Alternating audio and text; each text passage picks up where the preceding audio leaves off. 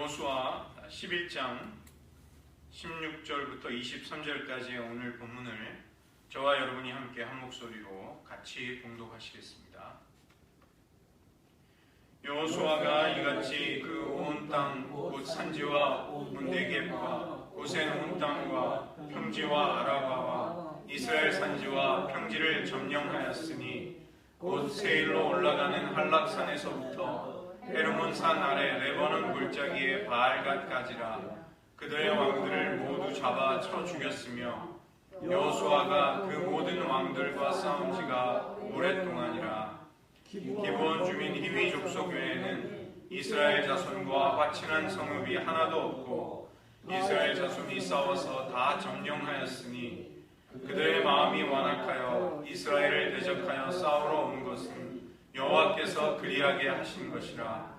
그들을 진멸하여 바치게 하여 은혜를 입지 못하게 하시고 여호와께서 모세에게 명령하신 대로 그들을 멸하려 하심이었더라.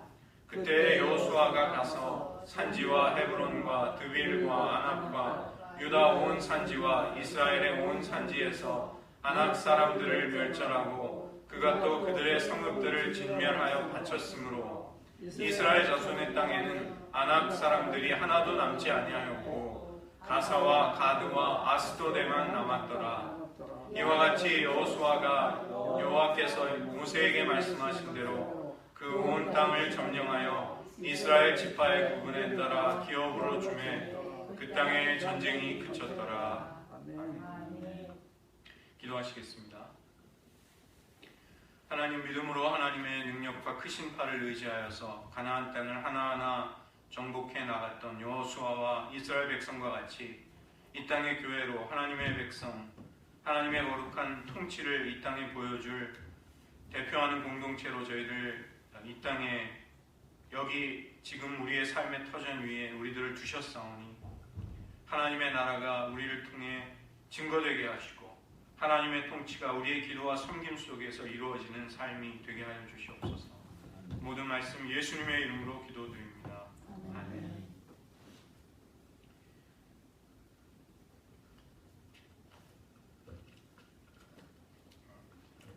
지난 시간에 저희들은 가나안 남부를 정복하는 정복 전쟁에 관해 살펴보았습니다. 길갈에 진을 친 이스라엘에게 하나님은 길갈에서 길갈이 굴러간다는 뜻이죠. 굴려보낸다. 하나님이 이스라엘의 모든 수치를 굴려보냈다. 너희들에게서 떠나게 하셨다고 말씀하시고 이어지는 여리고와 아이성 전투에서 승리하게 하셨습니다. 그리고 이제 이어지는 기브온, 막게다, 림나, 에글론, 라기스에 이르는 가나안 남부에 연맹한 왕들을 정복하는 전쟁을 하나하나 수행할 수 있도록 도와주셨습니다. 오늘 저희가 살펴보려는 것은 11장과 12장인데 가나안의 남부를 정복하는 전쟁들을 여기에서 다루고 있습니다. 지도를 보시면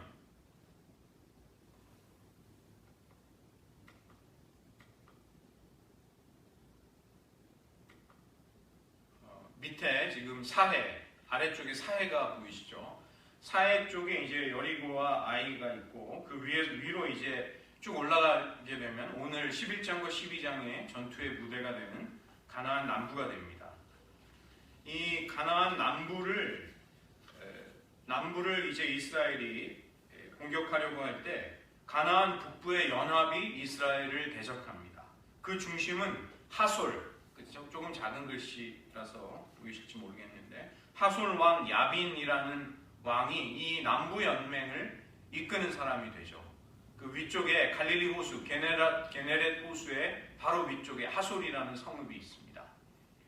지리적으로 훨씬 더 방대한 지역, 남부 연맹보다 이제 훨씬 더 많은 군사력이 북부에서 이스라엘을 대적하기 위해서 소집이 됩니다.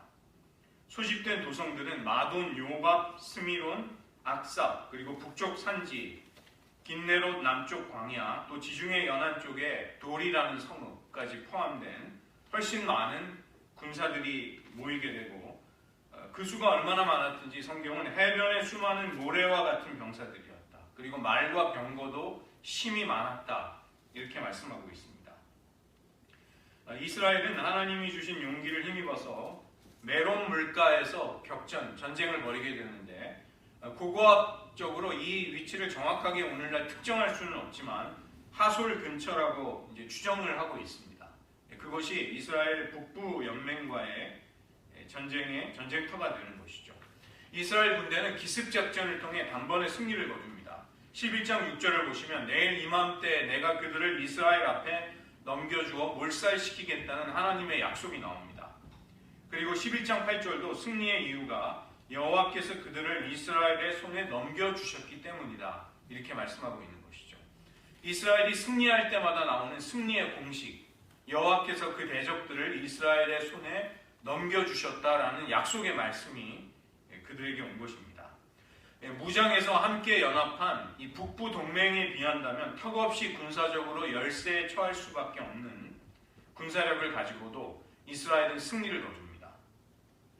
이것은 승리를 주겠다고 약속하신 하나님을 의지하면서 미래를 향해 두려움이 없이 나아가는 순종하는 영적인 전쟁의 모습을 보여주는 것이죠. 전쟁에서 최상의 승리는 무엇인가? 손자병법 같은 데 보면 싸우지 않고 이기는 것이 최상의 승리이다, 그렇게 말합니다. 우리가 영적인 전쟁을 할 때 두려움을 가지게 되면 우리는 싸움에 나서지 못합니다. 그리고 싸울 때에도 겁을 먹고 제대로 그 싸움을 수행하지 못하게 되는 것이죠. 그래서 두려움은 하나님이 주신 꿈과 비전을 성취하는 데 있어서 굉장히 큰 장애물이 됩니다. 우리의 마음속에 두려움을 가지게 되면, 하나님이 아닌 것을 두려워하는 두려움을 가지게 되면 우리는 큰 낭패를 보게 되는 것이죠. 이스라엘은 놀랍게도 굉장히 열세였는데도 불구하고 남부연합보다도 더 큰 가나안 북부 동맹을 물리치는 승리를 거두게 됩니다.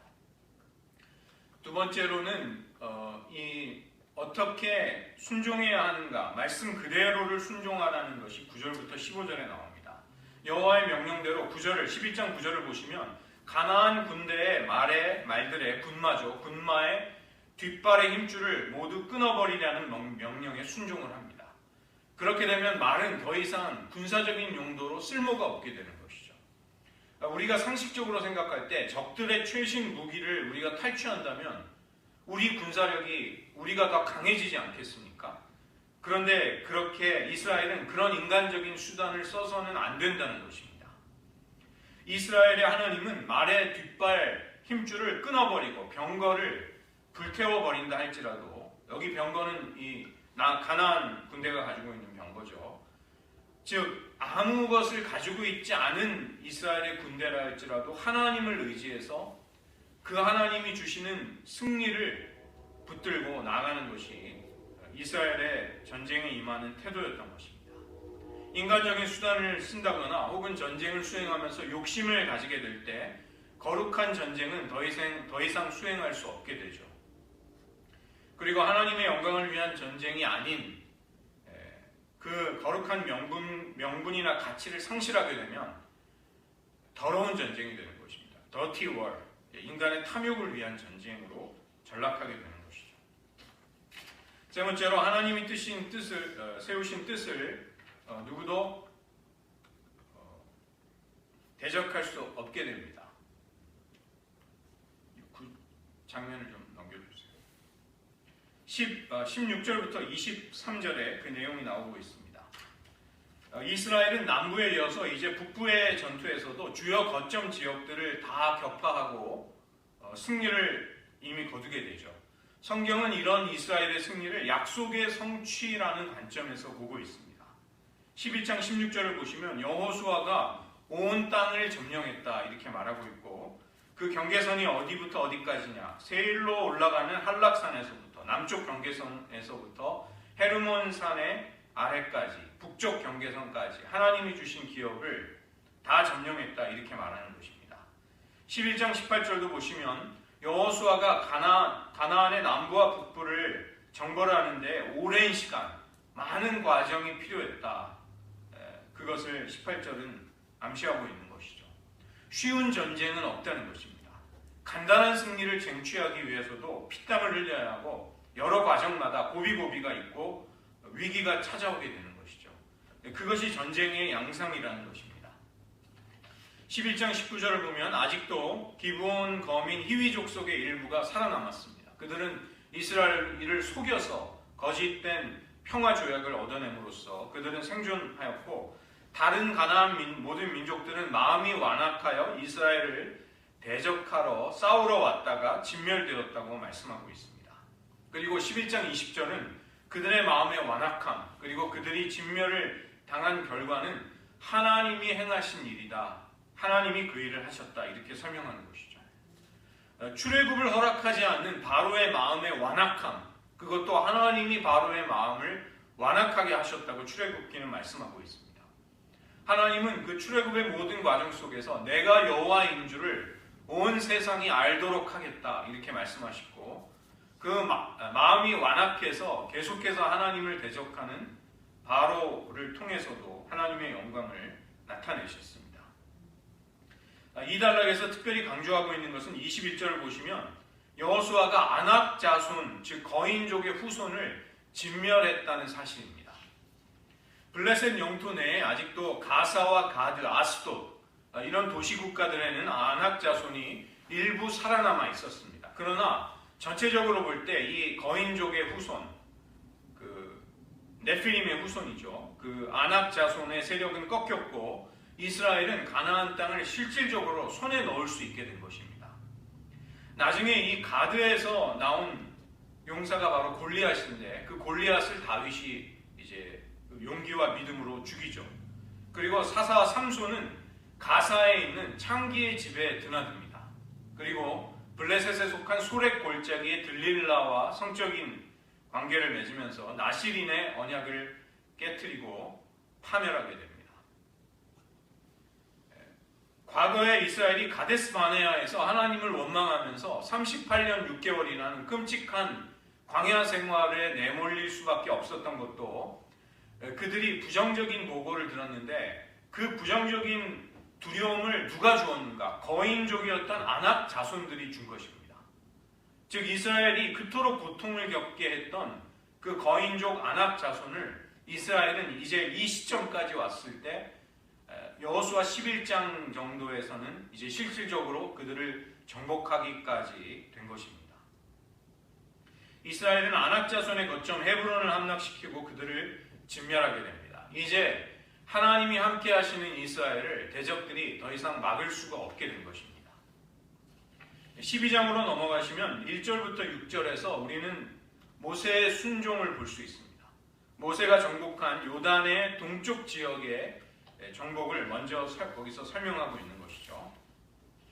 지도상으로 볼 때는 이 요단강이니까, 요단강이 동쪽이니까 우리가 생각할 때는 이제 오른편이 되는 것이죠. 오른편을 먼저 정복하고 요단강을 건너서 서쪽 가나안 땅을 정복하게 됩니다. 요단강 동쪽을 먼저 모세는 두 지파 절반에게 분배해 줍니다. 바로 르우벤 지파, 갓 지파, 그리고 므낫세 지파의 절반이었습니다. 그리고 모세는 약속의 땅에 들어가지 못하고 끝까지 사명에 충성하고 후계자로 여호수아를 지명하며 그를 준비시킵니다. 여호수아가 이 모세가 이끄는 요단강 동쪽의 가나안 정복 전쟁을 함께 참여하면서 그는 앞으로 서쪽에 들어가서 정복 전쟁을 감당할 수 있는 실물 교육, 실전 훈련을 받을 수 있었던 것이죠. 그때 모세는 헤스본에 거주하던 아모리 족속의 왕 시혼, 그리고 르바의 남은 족속 바산 왕 옥을 정복합니다. 이 르바의 남은 족속이라고 옥을 표현할 때 이걸 르바임이라고 하는데, 히브리어 르바임은 거인이라는 뜻입니다. 거인. 신명기 3장 11절을 보면 바산 왕 옥의 침대의 길이가 9규빗이었다. 4m. 그리고 침대 폭이 4규빗, 1.8m. 길이가 9m, 폭이 1.8m가 되는 침대를 바산 왕 옥이 혼자서 거기 누웠다는 얘기는 거인족이었음을 말하는 것이죠. 그러나 비옥하고 광활한 요단강의 동쪽을 먼저 이스라엘은 빼앗습니다. 바산과 길르앗이라는 비옥한 땅을 먼저 점령하는 것이죠. 하지만 먼저 기업을 분배받은 르우벤, 갓, 그리고 므낫세 지파의 절반에게도 어려움이 찾아옵니다. 역사의 아이러니죠. 우리가 화투판에서도 그런 이야기가 있습니다. 첫 끝발이 개 끝발이다. 무슨 뜻이냐면 처음에 좋은 패가 나와도 그걸로 이길 수 없다는 것입니다. 먼저 기업을 차지하고 난 이 두 지파 절반의 어려움은 무엇이었냐면 훗날 아수르와 바벨론이 쳐들어올 때 가장 먼저 들어오는 것이 이 바산과 길르앗이었습니다. 두 지파 절반이 가나안 땅의 관문 역할을 했기 때문에 그들이 먼저 그 가혹한 침략을, 외적들의 침략을 가장 먼저 받았던 것이죠. 그 다음에 12장의 절반, 나머지 7절부터 23절은 여호수아의 순종을 통해 이제 요단강 서쪽을 정복하는, 그리고 그것을 분배하는 사건을 말씀하고 있죠. 모세가 다 하지 못했던 요단강 서쪽의 정벌을 여호수아와 이제 하나님의 백성들이 감당합니다.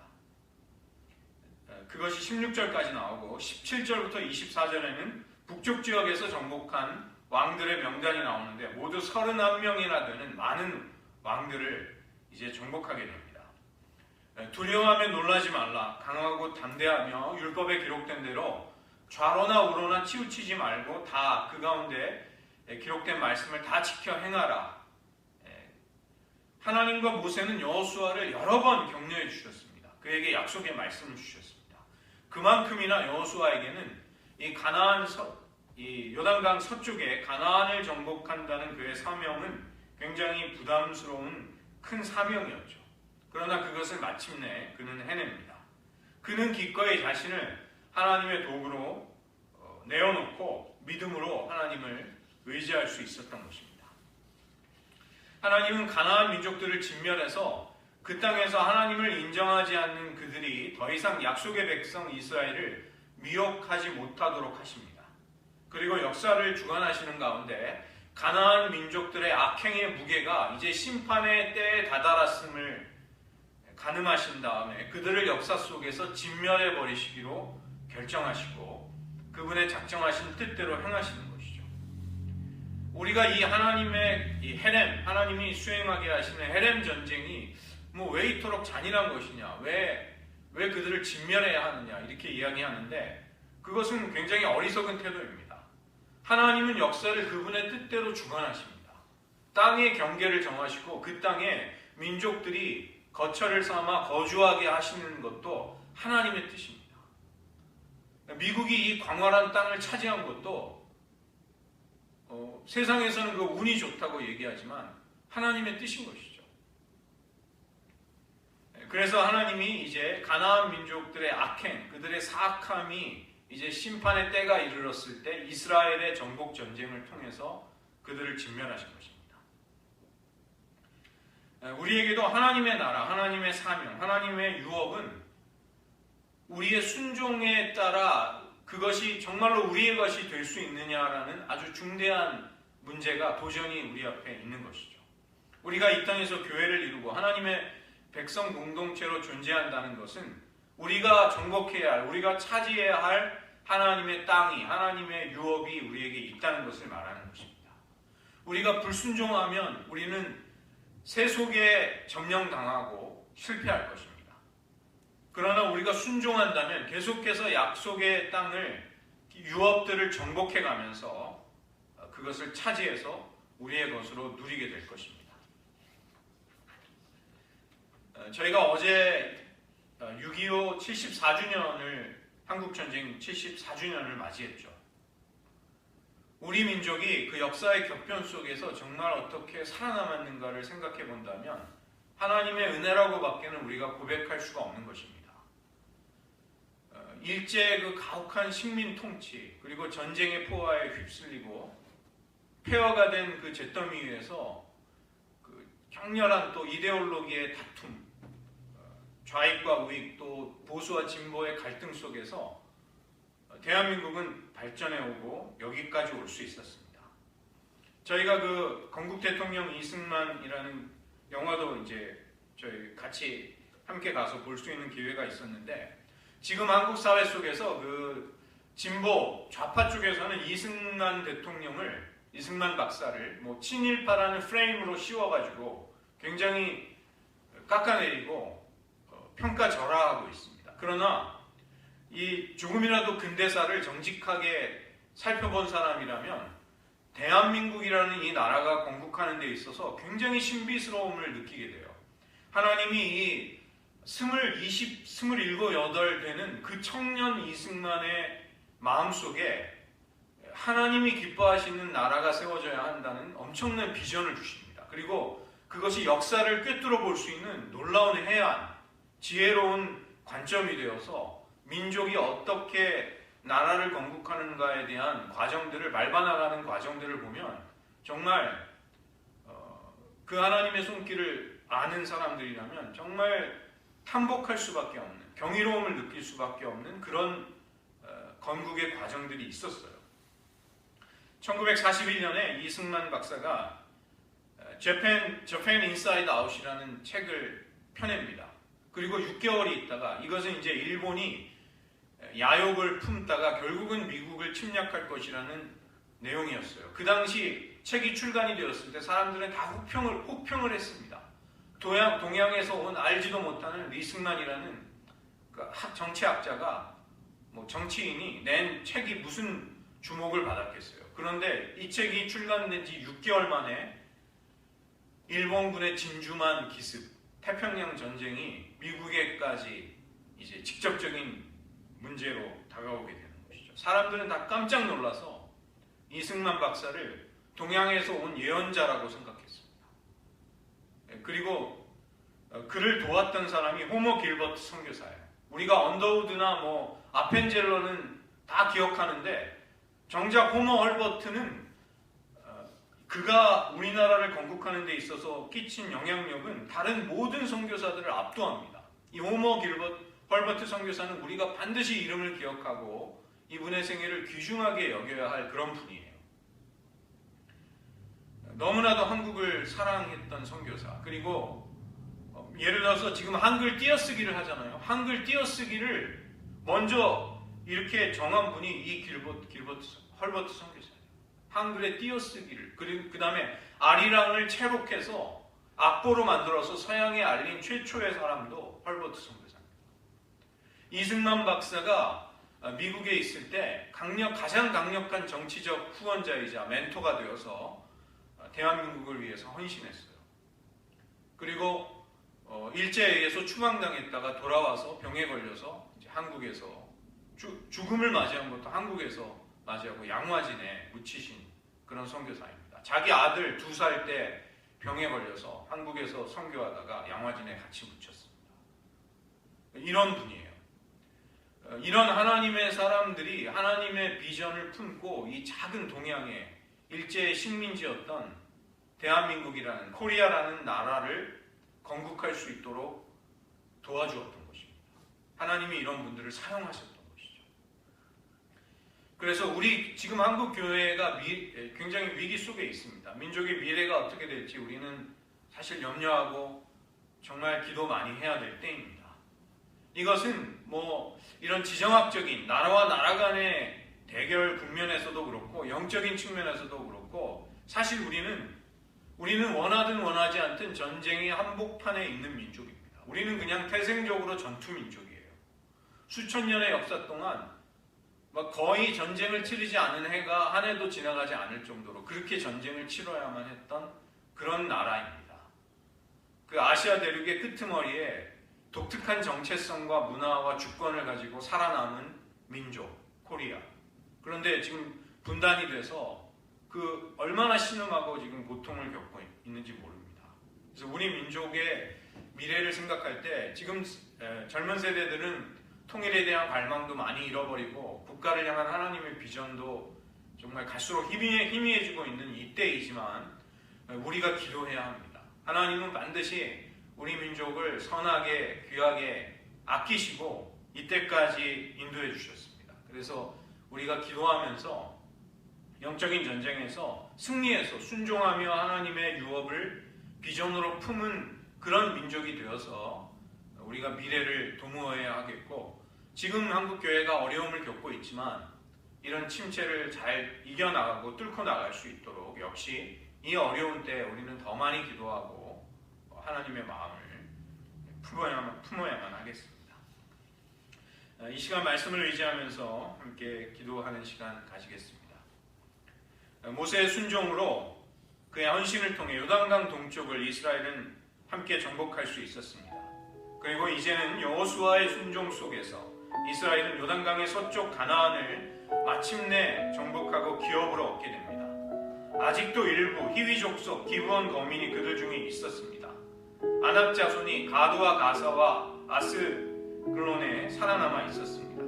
사사 시대로 이어져서 여부스 족속이 예루살렘 산성에 남아 있었고, 게셀의 가나안 족속, 유다 산지에 철병거를 가진 산지 주민들이 있었습니다. 므낫세 지파, 스불론 지파, 아셀, 납달리 지파의 영토 내에 가나안 족속의 일부가 그들과 여전히 이스라엘과 함께 살고 있기는 했습니다. 아모리 족속은 단 지파를 압박해서 골짜기로 내려오는 것을 용납하지 않아서 부끄럽게도 단 지파는 산지에 몰려 쫓겨나 있기는 했습니다. 그러나 성경은 가나안 정복을 하나님의 약속이 이루어졌다는 성취의 관점으로 보고 있는 것이죠. 여호수아는 성공적으로 온 땅을 정복한 것입니다. 우리의 생애 속에서도 순종과 불순종, 성공과 실패가 함께 있습니다. 그러나 우리의 승리는 우리가 얼마나 완전했는지에 달려있지 않습니다. 도리어 하나님의 언약과 선하심이 우리의 생애 속에 전체적으로 얼마나 이루어졌는가, 그런 관점으로 우리는 우리의 인생을 보아야만 하는 것이죠. 우리를 향한 하나님의 은혜는 마침내 궁극적으로 승리를 거두게 됩니다.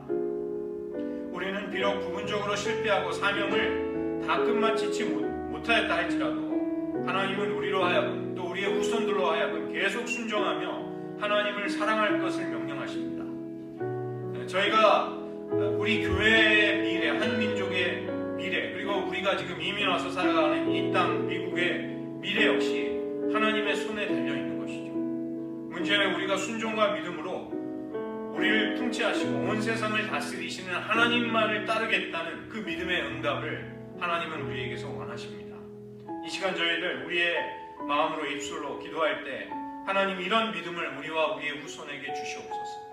역사의 비전을 결코 우리의 심령 속에 꺼트리지 아니하고 우리의 열정으로, 비전으로 품고서 하나님의 유업을 우리가 완전히 다 차지하기까지, 정복하기까지 결코 쉬지 않겠습니다. 결코 기도를 멈추지 않겠습니다. 순종의 발걸음을 결코 늦추지 않겠습니다. 한번 기도하시겠습니다. 이스라엘은 마침내 어려운 가운데 오랜 세월에 걸쳐 하나님의 약속의 성취를 보게 되었습니다. 그 어려웠던 요단강 동쪽을 정복하였고, 이제 마침내 모세의 뒤를 이어 여호수아 역시 이스라엘 군대와 함께 하나님의 임재를 모시고 그 온 땅을 정복할 수 있었습니다. 하나님, 우리들에게도 남은 사명이 있고 하나님의 뜻이 온전히 이루어져야 할 우리의 유업이 남아있음을 봅니다. 우리의 마음속에 두려움을 가지지 않도록 도와주시옵소서. 믿음의 싸움에서 피하려 하는 나 자신의 소시민적인 행복만을 추구하려는 이기주의로부터 벗어날 수 있도록 도와주시옵소서. 현재의 어려움과 침체 속에 우리의 마음이 약심되어서 힘을 잃어버리지 않게 하시고, 하나님, 대한민국이라는 한 나라를 신비스럽게 역사의 격변 속에 보호하시고 또 건국하셨습니다. 우리의 미래를 책임져 주시옵소서. 우리에게 이런 기도와 믿음의 비전이 끊이지 않게 하시고, 우리 세대가 사명을 다하게 하시고, 우리의 후손들이 계속해서 그 사명을 이어나가게 하여 주시옵소서. 기도하시겠습니다. 하나님 아버지, 모세의 헌신과 순종 속에 이스라엘은 요단강의 동쪽을 정복할 수 있었고, 그 사명을 이어받은 여호수아가 요단강의 서쪽 가나안을 마침내 정복함으로 그 온 땅을 성공적으로 하나님의 기업으로 얻을 수 있는 놀라운 승리를 하나님께서 허락하여 주셨습니다. 이는 이스라엘의 뛰어남과 용맹 때문이 아니라 하나님께서 그들의 대적을 이스라엘의 손에 넘겨주셨기 때문임을 저희는 똑똑히 보게 됩니다. 하나님, 현재 한국교회가 겪고 있는 위기, 우리의 민족의 안보상의 여러 가지 갈등과 혼돈, 그리고 위기 앞에서 우리는 낙심하거나 두려움을 가지지 아니하고 살아계신 하나님을 의지할 수 있는 믿음을 허락하여 주시옵소서. 하나님이 주신 유업을 더욱더 생생한 믿음의 비전으로 우리의 가슴 속에 품게 하시고 위하여 중보하며 기도할 수 있게 하시고 이 비전을 우리의 세대에 충성을 다해 순종하다가 우리의 다음 세대에까지 계승할 수 있는 은혜를 주시옵소서. 하나님, 우리가 처하고 있는 개인적이고 공동체적이고 또 우리의 가정의 위기, 국가와 민족의 위기 앞에서 우리가 살아계신 하나님의 능력과 권능을 의지한다면 우리는 모든 인간적인 수단을 의지하지 않을 수 있는 용기를 가지게 될 것입니다. 말의 뒷발의 힘줄을 끊어버리고 병거를 불살라버릴지라도 오직 여호와 하나님의 거룩하신 이름, 하나님의 임재를 이스라엘이 순종 속에 의지하며 모시고 있는 한 이스라엘을 그 누구도 당해낼 수 없었던 것을 보게 됩니다. 하나님, 우리들 모든 삶의 조건 속에 많은 것이 부족하고 결핍되어 있다 할지라도 우리가 순종하며 하나님의 임재와 하나님의 이름의 능력을 의지하고 있는 한 하나님은 우리를 승리하게 하실 것입니다. 그 믿음을 품고서 믿음의 길로 또 모든 영적인 전쟁과 투쟁 가운데 승리할 수 있는 저희들 되게 하여 주시옵소서. 모든 말씀 예수님의 이름으로 기도드립니다.